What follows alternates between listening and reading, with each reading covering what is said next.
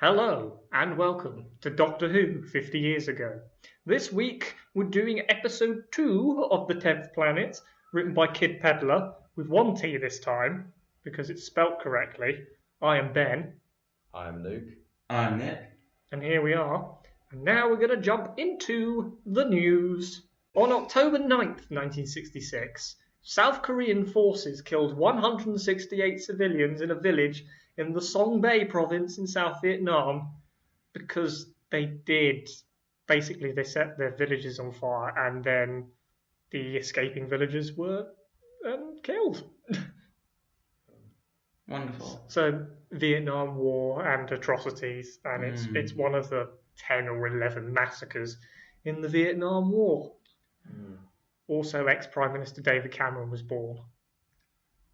Yeah. Moving on, Yeah, October 10th, the first World Conference on Communication with Extraterrestrial Intelligence convened somewhere or other. I'm guessing America? Probably the UN. Citation needed. Yeah. But yes, this is general spacey stuff and perfect for Doctor Who because it's literally about establishing first contact and a sort of international gathering of people, you know, ignoring national differences. Why do you think the idea of unit came from? Ooh. No, because who wrote The Invasion? It was Jerry Davis. Okay, cool. So he just kept that brewing for 2 years. Yeah, because the planet has sort of similar themes to it: international military cooperation in space, etc. Yeah. Sending those probes deeper and deeper into space. On October the 11th, France and the Soviet Union signed a treaty for cooperation in nuclear research, which strikes me as odd, but I don't know why. Also, but again, there's more international cooperation. Ties in with the theme of international cooperation. Oh, yes, I finally got it. It only took me 5 minutes. Damn it, me. On October 12th, in colonial news, 5 months after it had become independent from the UK, Guyana found that its territory was being encroached upon by the neighbouring nation of Venezuela. This was on Ankoko Island. So basically, the UK gave it to Guyana and left, but then Guyana didn't inhabit it. It was split down in the middle between them and Venezuela, and Venezuela just immediately encroached upon it because Guyana didn't want it. Well, that shows that the UK does have some power in terms of military strength because Venezuela didn't attack the place until 5 months afterwards. And finally, on October the 14th, after his return from his tour of South Vietnam, the US Secretary of Defense, Robert McNamara, sent a secret memo to President Johnson conceding that the US effort in the Vietnam War was failing, noting that the government of North Vietnam knows we can achieve our goals. I see no reasonable way to bring the war to an end soon. So this is the first of many concessions by the Americans that they are in a war that they most definitely cannot win. And it only takes Walter Cronkite another year to tell the American people the exact same thing, which is what leads to Johnson not seeking re-election. It kind of kills the 60s for America. And now on to the episode proper, unless I've forgotten something. Yes, what did we think of it? I love this episode. I would put it in my top 20 of single episodes in the classic show. I thought it was amazing. Amazing direction, amazing writing, and the Cybermen are never as terrifying as they are here in the show. Obviously in audio dramas they become amazing, but this is the peak Cybermen for me, and it's glorious. I felt the episode was very good again, yes. There's something slightly cheesy about the Cybermen, what with their survey of humanity with a single Cyberman and a microphone, and also, that was really most unfortunate. What's wrong with that line? I guess nothing if you think that they are really proto-Cybermen, but yes, alright. It's very good, nevertheless. Again, the direction's good, and I like the cliffhanger for reasons I will get into in a moment. Ooh. Okay. Yeah, no, I enjoyed it. This is definitely, I think, the best episode of the serial for the Cybermen as well. Thing is, later on, they're beaten far too easily, I think.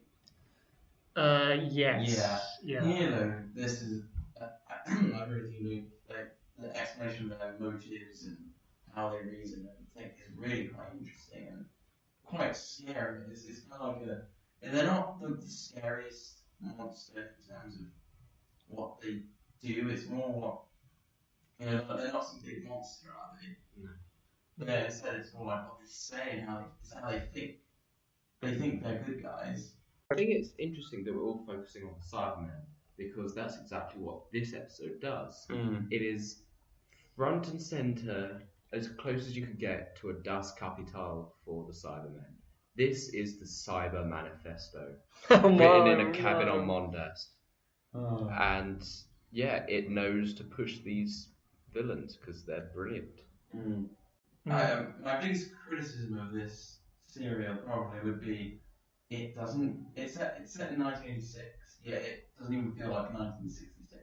It feels like the late 50s, or the news reporter. He definitely does not seem. To me, that's how I imagine some news reporter circa 1960. I'm talking. Yeah, he doesn't even have an earpiece, and they definitely did have them by then. Yeah, you think they would try and make it look a little bit more futuristic? I don't know. At least like they did in the early 70s, where they had a fictional BBC Three or things like that were potential in the near future. Here it looks like it's the 50s. The boss agrees. Shall we look at how people perceived this episode 50 years ago? Why? I think we should. Which is fancy words for, let's look at the synopsis. The first part is that the Doctor reasserts his belief that there will be visitors to Earth from the mystery planet, but is pooh-poohed by Cutler. Yes, wonderful way of saying it. Cutler speaks to Zeus 4 and promises the pilots that they'll be brought back safely. Now, this is a fun part. They are described as robots because nobody knows who they are yet. They disguise themselves in the clothes of their now dead victims, to gain access to the base. And yeah, I guess a Cyberman needs subterfuge. These Cybermen do, because they are quite weak at this point. And bulky. Bulky, yeah. It was logical that to gain access to the base, instead of blowing a hole in it. It seems it's a small scouting party. It's not the main cyber fleet. Because there's only 3 of them to a spaceship. Wow. But yeah, again, the planet is dying. They don't have enough power. They must have concentrated their reserves on that advanced party. This is a scouting party, so it makes sense that they actually take subterfuge. And it makes them a bit scarier. They don't just march in they come in secretly. But meanwhile, at International Space Command, a female secretary gladly informs Wigner that she cannot contact the Snowcat base because communications are down. Shall we talk again about the gender and the international divide? Okay, this is what I was saying first. My point about it feels like the 50s. Okay, so other than a few token, the African guy in International Space Command and the African American guy on in the space probe, it's basically white men are in charge as normal, and women are in the subservient roles. Better still, later on in the episode, switching from that to race, Wigner, who is Swiss, not Eastern European because they're in Geneva. Yeah, I thought. I don't know why I think he's Eastern European. Never mind. That would make no sense, especially in this period of the 60s or the 80s. Basically points his pencil and basically says his monologue out loud towards the guy from Mount Palomar, the guy in traditional African garb, and he's basically on listening to every word he says. So there's a sort of hierarchy, subservience. During this point, even the press have managed to leak Mount Palomar's observations of Mondas, and are very quick to give them actual television pictures of Mondas. This whole bit, this is what I mean. This whole bit feels so dated even for 1966. It surely wouldn't have been exactly. This is what I mean. This feels like a 1950s serial, really, like almost like comic book style, as we say, which was popular at the time. Yeah. It does feel like the feeling of it is sort of like 1950s pulp fiction, sort of. No. Yeah. The kind of bit I like, which I think is a bit of a jibe from Kid Peddler, is that during that television report, it says that intellectuals have seen similar resemblance to the continents of Earth, but this is hotly disputed. It's like, you idiots, you don't know anything. It's in plain sight. Oh dear. Yeah, that's a very subtle joke that us hardcore fans enjoy. Shall we talk about Mondas being upside down? Shall we wait for a bit longer? Yeah, let's go for it. Go for it, yeah. Okay. Because me, with my scientific mind, thinks it's a load of rubbish that that Earth's twin planet is upside down Earth, which makes no sense. But Luke gave a brilliant reason as to why, a literary reason as to why this could be. Well, essentially, both planets have achieved equality in the sense that Earth has united and have gotten over their race barriers and have learned to accept them, whereas the Cybermen, in complete contrast, have ripped them apart and have turned themselves into all the same. So you get these two completely different ways of approaching it. Unity and diversity, right. Yes. And so that's why Mondas is an inverted Earth, because it's going at it from a completely inverted standpoint. Equality is the big thing in this story, and we see the differences there. They're both from the same place, but have approached the problem differently. Oh yes, and there's no cause for alarm, say in international television news, for the planet approaching Earth. Oh yeah. Oh god, gravitational pull. Yeah, Screw that. I know. They don't seem to have any understanding of any science in this, but again, you just sort of have to roll with it. But thankfully, at least it has got a good villain in it, so you don't care so much. Yeah. And because it's the 60s and generative science was almost non-existent in the 60s, I can let it slide, I guess. Yeah. Just about. Interesting that the main perils so far in the story up to this point are on the fragility of human abilities. You've got the two astronauts in the spaceship being at the mercy of whatever it is. Energy drain. Yeah. Mondas. Yeah. And of all of the hell of being in space.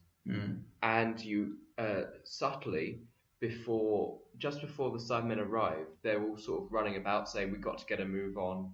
And there's some comment about legs or something, about pick those legs up or something like that. I don't remember the line exactly, but it was some sort of physical thing. And so I noted that down. Unfortunately, I didn't note down the line uselessly. But there's something like that. Just they're all running about trying to do things, and there's some physical. Yeah, I can remember the scene, but I can't quite remember the line again. Yeah. I mean, now there is danger to planet Earth because the Cybermen are here and have casually walked into the base. The Doctor, who's been all premonitory again because he's an alien, starts barking at Cutler, giving the Cybermen perfect time to get into position and reveal themselves. And Polly screams. Yes. And then they kill a soldier just to show they mean business. The American sergeant from the previous serial. What are you doing here? You don't have any lines. We better dispatch you. I guess that was needed to show that they aren't friendly. Yes. Yeah. Come in, all guns blazing. But then again, they don't then kill anyone else. It was only because he was going to pull a gun on them. So it does show they're violent. They're willing to use violence, but they're not just going to kill you for no reason. Yeah. It shows that they're very logical. They won't kill you unless they think they have to. There's that bit later on where they say, I have no problem with you talking to the rocket. Yes, yeah.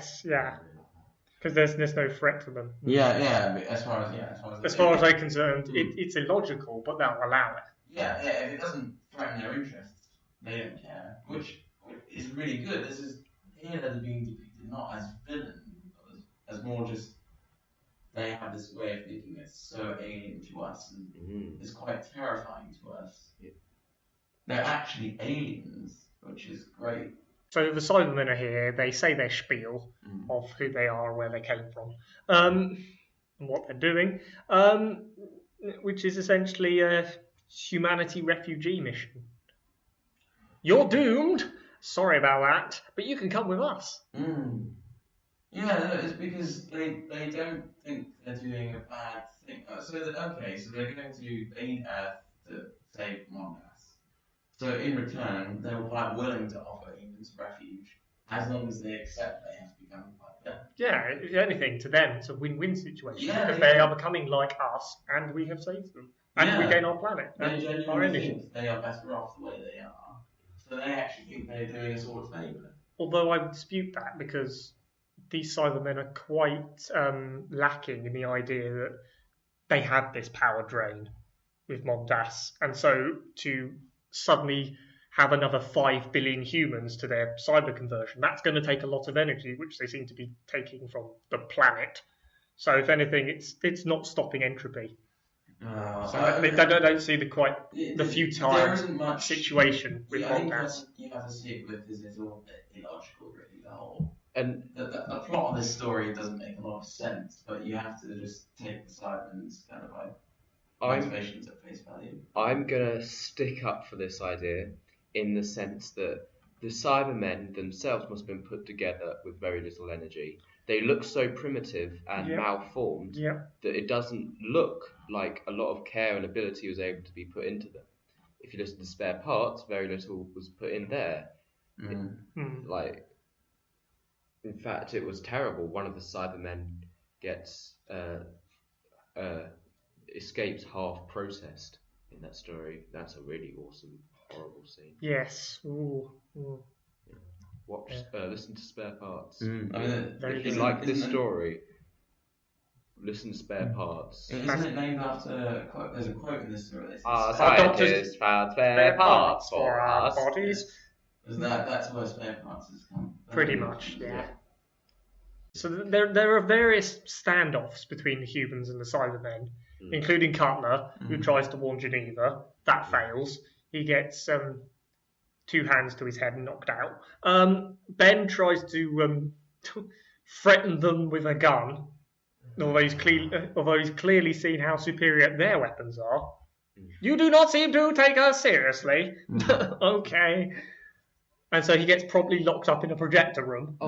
I've got a note about this. It's a superhumanity through a lack of humanity, which must have been a scary concept. It's a scary concept now. Yeah. But in a pace of change where technology is taking over, the fact that we might have to embrace the technology into our own bodies in order to get better and to keep up with things that are going on around us must have been a very trying experience for anyone in the 60s. Yes.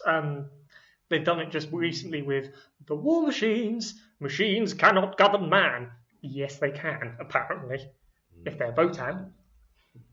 Yeah, I think something that these people writing in the 50s and 60s seem to not realise is that they overestimated the pace of change with regards to robotics. It's definitely coming. It's an inevitable thing. We're getting quite close to it now, I reckon. Another 20, 30 years, but not nearly as soon as they realise. But so the Cybermen tried to make everybody come with them, but don't force them, which is kind of a big downfall for them. Well, again, they're a scout party. They can't. Yeah, actually, they're the survey team. Yeah. Quite literally, because they're the ones with the microphone going, age! Yeah, literally. They've only got 3 of them or a few of them, and so they wouldn't if they try to shuffle them. And one of them's looking after Ben. That doesn't end well. Yeah. So they've got Which 2 of them. is a terrible scene. Yes. They've got 2 of them looking after a lot of people. If they try to shuffle them out of there, they could quite easily be overwhelmed. But as it turns out later on in the serial, we know they can be easily overwhelmed. Right, in this episode, we know they can be easily overwhelmed. With Yes. Because all you have to do is shine a projector into their eyes, which, kudos, you can definitely see the Cybermen's human eyes, and the actors do very well not to blink. Which kind of adds to, oh god, they're different. It is creepy. very scary. Yeah. So kudos to those 3 actors, because they're not even doing the voices. No. Which brings me on to my point of comparing these guys to the monoids, who, as we all know, are marvels at the hand acting. Right, yes. Because they don't do the speaking. But these actors are incredibly subdued. They know how to do it. It's very good. Presumably they've been given good directions. Yes. It could be the same actors. They've just been told. It's Derek Martinez. Martinez, even. Moving on, a reawakened General Cutler and Ben, who's killed a Cyberman by basically stealing his own weapon and shooting him down. You didn't give me no alternative, Governor. Oh, thanks, Ben. Oh, bless him, he's trying his hardest. Well, I don't know, he's saying I don't know why he cares so much about killing. Because he's part of the youth. Could you say this is a generational thing, that the Yeah. older generation... Oh, God, he's a pacifist. No way he's in the Navy. No. That makes no sense. I mean, he's a sailor, but I guess he must be... He's there for the adventure and not for the nuclear missiles. I guess I should say he's the youth, so he's more willing, he's got more moral qualms than, let's say, his parents' generation who fought in the war. Well, no, the whole thing is that Ben has to have empathy about killing, so that when the Cybermen kill indiscriminately, then it's more different. I think that is just all it is. Because everyone in this story is, but you don't have emotions. Polly is that in this entire episode. Yeah. Yeah. So yeah, that's what that is. I don't think it's a comment on anything. It's just a narrative device. No. Okay. So, at this point, whilst Cutler's out on cold, the Zeus 4 explodes. Because we finally ran out of things to do with them. So we might as well just get rid of them. But then Cutler comes back to life, and he and Ben probably massacre the other 2 Cybermen with one gun. Curses, why was it multi-shot? And Snowcap is back to normal, pretty much, apart from the fact that they've run out of things to do. But then International Space Command tell them they have things to do, because they sent up a recovery capsule to get Zeus 4 back down. Because that's what we do when there's something bad going up there. Send somebody else up there. Yeah. That could end well. This seems a bit contrived. Oh, it's his son. It's the beginning of a mental breakdown for a character. It does. Kudos, correct acting. He's very upset that his son's up there. It's really something you can see him towards the end. Like, he's really worried about his son. So it shows we care very much more about individuals and people close to us rather than the whole. The Cybermen have given up all individuality for the whole. I guess that's what it's there for, is the contrast. Yeah. Now we come to the climax of this episode, which is a screen indicating the strangest formation of spaceships I've ever seen, because it's just a round thing. If they were an arrow or a spearhead, that would make sense. But they're not. There's a load of Cybermen spaceships, because presumably... Well, no, they don't know that their advanced party's dead. They're coming anyway. Yeah. You assume they could have perhaps... I don't know. It doesn't matter. But then they're prepared to expect more attacks anyway. So this is just confirmation that things are going to go down next episode. Yeah. So anyway, what did you like so much about this cliffhanger you said? Christopher Matthews as the radio technician. He's gorgeous. That's it. Right. Oh my god, I just like him. He's good. Yeah, that's the reason why I like this cliffhanger. It seems the serial is ramping up in action. So you definitely have feeling very hopeful for the second half. We'll see if that gets panned out or not. Yeah. It could turn down to air. We hope it won't. But that's all in the 10th Planet episode 3, folks. Thank you very much for listening, /watching, /whatever you're doing with it. You can find us on Blogspot, which redirects to iTunes. Yes, it does. And also, we are on Facebook and YouTube and all other certain manners of things. Like, comment, and subscribe. And tell us agree with us that these Cybermen are very good. They're very good indeed. And that everything's gone downhill from here. Just going to re-plug Spare Parts.